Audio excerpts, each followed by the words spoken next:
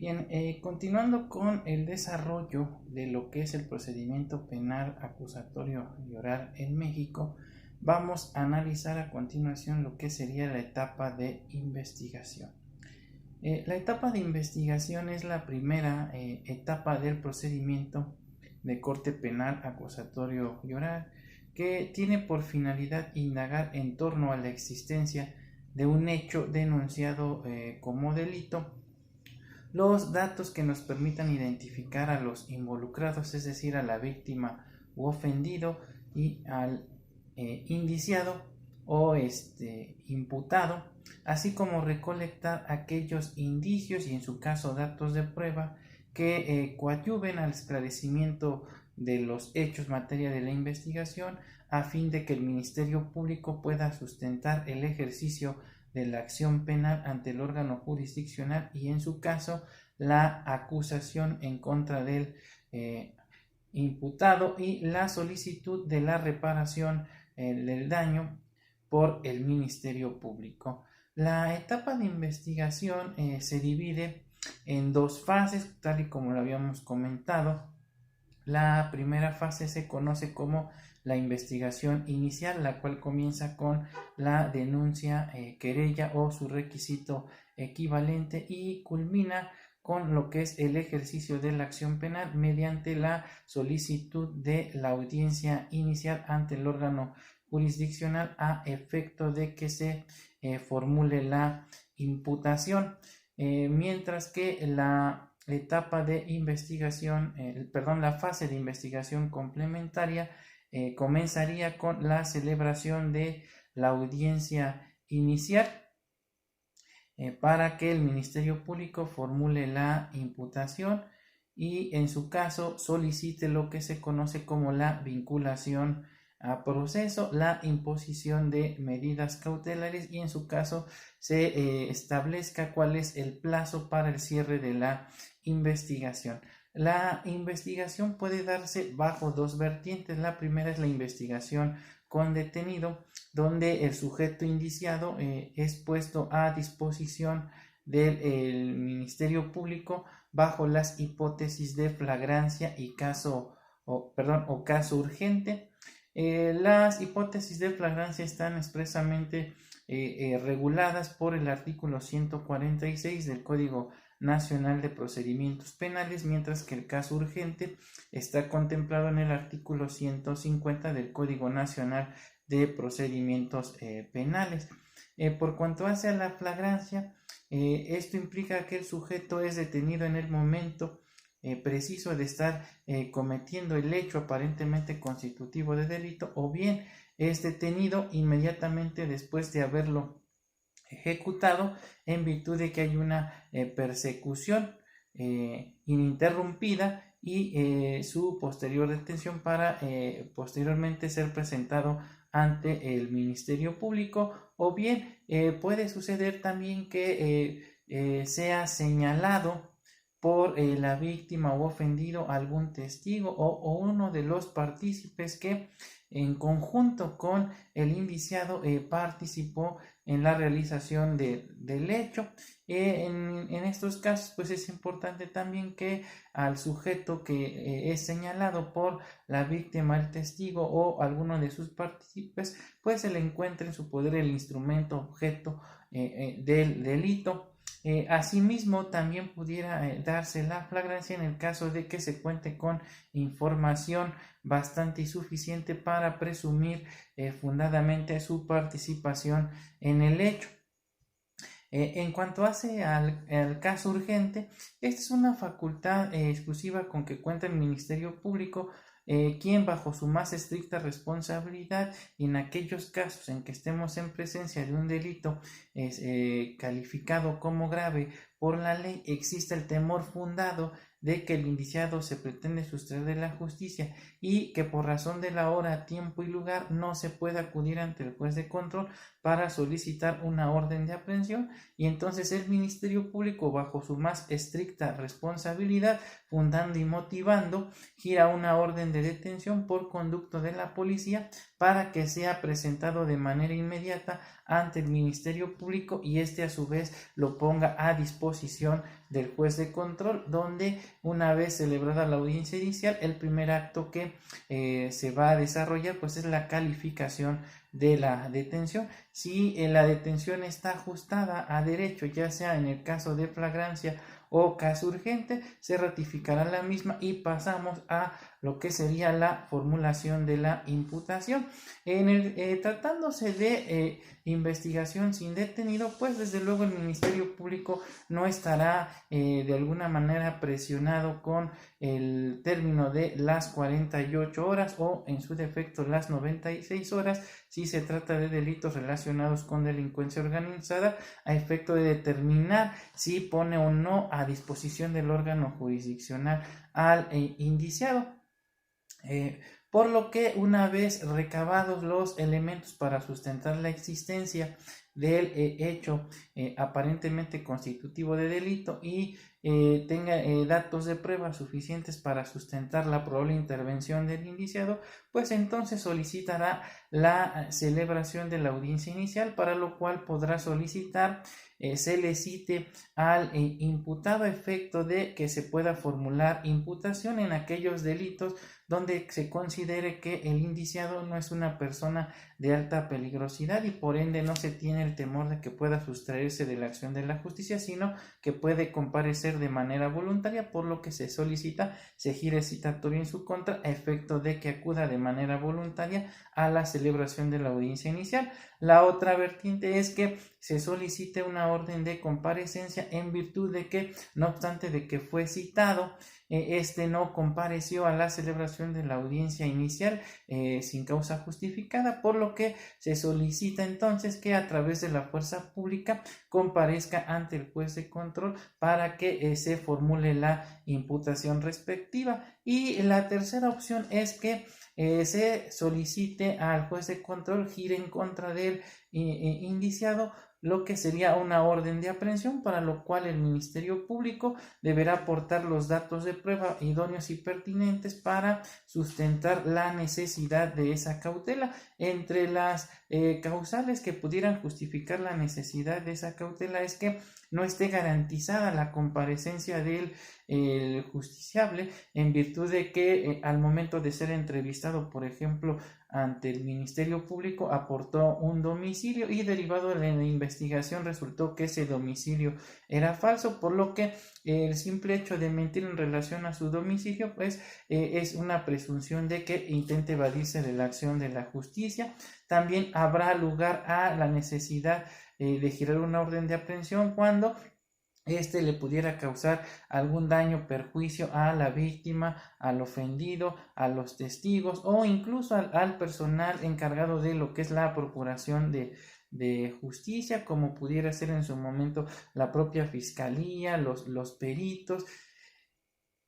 o en su momento también que el indiciado pretenda ocultar, destruir los objetos o instrumentos del delito.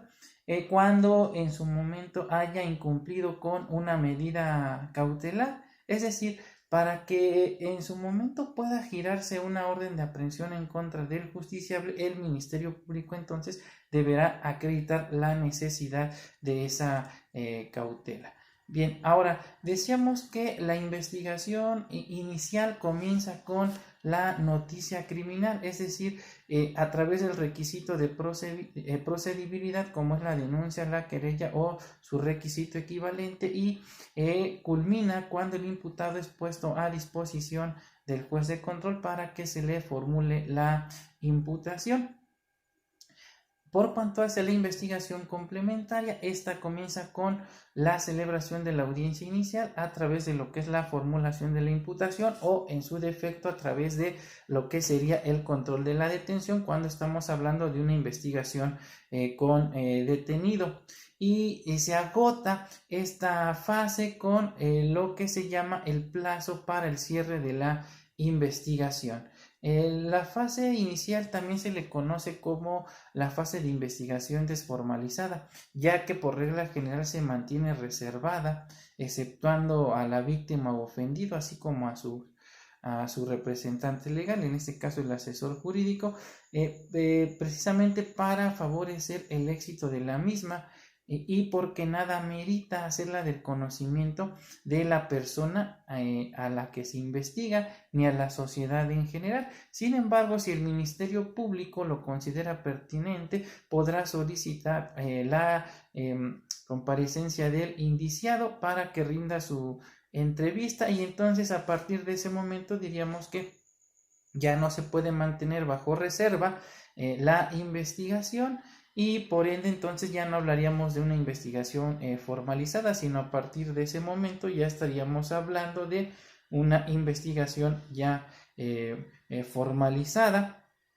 Asimismo, tampoco podemos hablar de una investigación desformalizada cuando hablemos de una investigación con detenido bajo las hipótesis de flagrancia o caso urgente, ya que la investigación se formaliza desde el momento en que el imputado es puesto a disposición del Ministerio Público. La fase de investigación complementaria, como ya lo habíamos precisado, inicia una vez que el imputado es formalmente llevado ante la presencia del juez para que se formule la imputación y se le haga saber entonces quién y de qué se le acusa, así como las circunstancias de modo, tiempo y lugar. Recordemos que si es una investigación con detenido, primero se tendrá que calificar si la detención se encuentra o no ajustada a derecho. Si la misma es legal, entonces se confirma y pasamos a la formulación de la imputación, y a partir de ese momento vamos a establecer que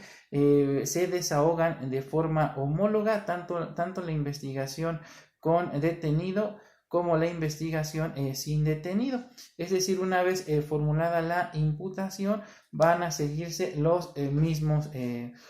procedimientos. Una vez que se ha formulado la imputación, entonces pasamos a lo que se refiere a la solicitud de la vinculación a proceso en contra del imputado, donde el órgano jurisdiccional tendrá que determinar entonces, con base en los datos de prueba aportados por la Fiscalía, si existen elementos suficientes para sustentar la existencia del hecho y la probable intervención del sujeto, y de ser así, entonces se vinculará a proceso al justiciable. La vinculación a proceso es precisamente la resolución que emite el órgano jurisdiccional debidamente fundada y motivada, donde determina que existen elementos suficientes para llevar a proceso al justiciable. Una vez que se ha vinculado a proceso al justiciable, tenemos que discutir lo relativo a las medidas cautelares con la finalidad de garantizar que el sujeto continúe compareciendo para la tramitación del proceso. Ahora, es importante precisar que una vez que se formula imputación y posteriormente se solicita la vinculación a proceso, se le tiene que preguntar al indiciado si desea que su situación jurídica se resuelva en ese mismo momento, o bien se suspenda la audiencia inicial para que continúe la misma dentro del plazo de las 72, o bien dentro de la duplicidad del término, es decir, dentro de las 144 horas. Y la finalidad de suspender la audiencia en términos generales es que el justiciable aporte elementos de convicción para tratar de desvirtuar desde luego la existencia del hecho aparentemente constitutivo de delito y su probable intervención. Por lo mismo, entonces la continuación de la audiencia comenzará con el desahogo de las pruebas que en su momento aporte el imputado a través de su defensa para tratar de desvirtuar lo que previamente manifestó el Ministerio Público, la Fiscalía, al solicitar la vinculación a proceso. En caso de que el justiciable manifieste que no es su deseo acogerse al plazo constitucional, entonces se tendrá que determinar su situación jurídica en ese momento, y posteriormente pasamos a la imposición de las medidas cautelares. A contrario sensu, si el justiciable solicita que se suspenda la audiencia para acogerse, en este caso, al plazo de las 72 o las 144 horas, primero se tendrá que discutir sobre la imposición de las medidas cautelares, y posteriormente, en la continuación de la audiencia, se resolverá sobre su situación jurídica. Una vez que se ha determinado si se le vincula o no a proceso, en caso de ser entonces afirmativa su vinculación, como ya lo mencionamos, viene la discusión de las medidas cautelares, donde si el delito que se le atribuye en este caso al indiciado está contemplado dentro del catálogo que establece el artículo 19 constitucional en relación al artículo 167 del Código Nacional de Procedimientos Penales, pues el juez de oficio tendrá que imponerle como medida cautelar la prisión preventiva oficiosa. No obstante lo anterior, si el delito que se le atribuye no contempla o no amerita lo que es la prisión preventiva oficiosa, cuando el Ministerio Público considere que de alguna manera no está garantizada la comparecencia del imputado al proceso, o existe el temor de que pueda causarle algún daño o perjuicio a la víctima o ofendido o a la sociedad en general, o pueda ocultar, destruir indicios, vestigios relacionados con el delito, pues el Ministerio Público tendrá que aportar los datos de prueba pertinentes para poder justificar la imposición de la medida cautelar de prisión preventiva justificada. Una vez que se ha determinado entonces el tipo de medida que se le va a imponer al imputado, entonces pasamos a lo que se llama el debate en relación a el cierre para la investigación, donde una vez escuchado el debate entre las partes, el órgano jurisdiccional tendrá que determinar cuál es el plazo que se le va a conceder al Ministerio Público para que culmine la investigación complementaria, y entonces tenga que manifestar si va a formular o no acusación en contra del imputado, o bien puede solicitar el sobreseimiento parcial o total del procedimiento, o en su caso también pudiera solicitar la suspensión del proceso, o inclusive buscar una salida alternativa, o bien solicitar la aplicación del mecanismo de aceleración que conocemos como el juicio abreviado. Como podemos observar entonces, tanto la investigación con detenido así como la investigación sin detenido cuentan con la misma estructura, salvo lo relativo a las reglas para conducir al imputado en libertad a proceso mediante citatorio, comparecencia u orden de aprehensión para que se formule la imputación en contra del justiciable. Sin embargo, una vez que se ha formulado la imputación, se siguen las mismas reglas tanto en investigación con detenido como investigación sin detenido. Bien, con esto estaríamos concluyendo la cápsula relativa a lo que es la etapa de investigación. Por ende, la siguiente cápsula vamos a abordar el tema relativo a la etapa intermedia.